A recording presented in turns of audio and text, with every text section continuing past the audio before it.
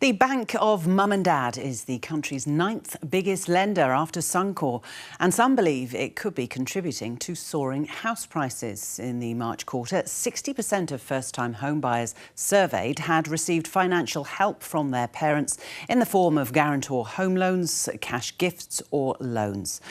Joining us now is finance analyst Martin North. Martin, good afternoon. How is it measured? I mean, you don't get a statement from the Bank of Mum and Dad, so how do we know?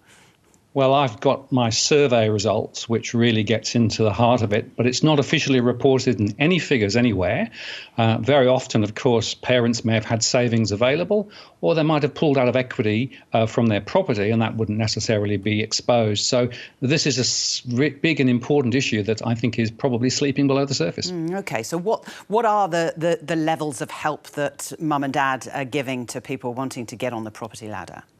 Well, on average, it's $90,000 at the moment, which is as high as it's ever been. In some cases, it's $250,000 to $300,000. Obviously, different parts of the country have different affordability issues, but it's a big number.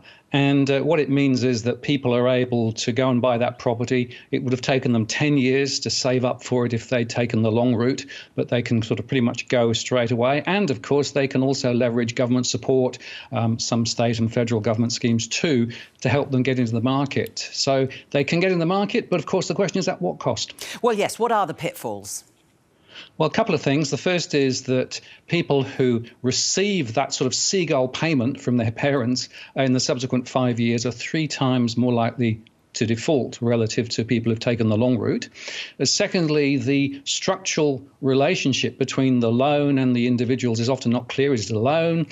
Is it a gift? What happens, for example, if their relationships fall over later? Who's going to pay the loan back if it's a loan?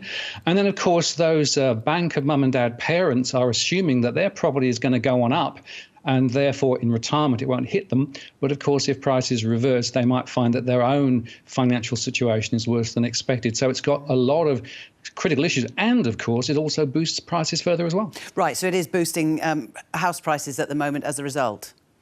Absolutely. We've seen that very clearly in a lot of the markets where those Bank of Mum and Dad loans are there. And it's not just an insubstantial amount. You know, the average loan is 15% bigger than it was a year ago. The average first-time buyer price is up around there as well. So there's been a massive increase.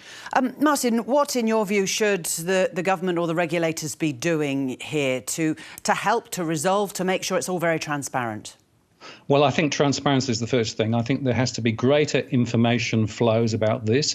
I think the banks need to be asking much harder questions about where did you get the savings from? They are frankly being a bit loose and free at the moment on their lending.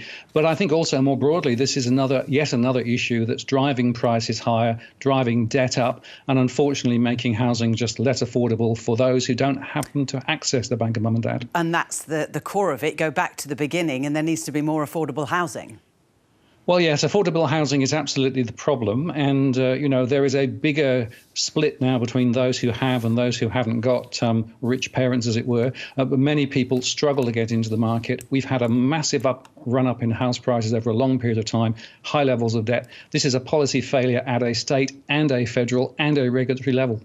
Finance analyst Martin North, thank you. Good to talk to you.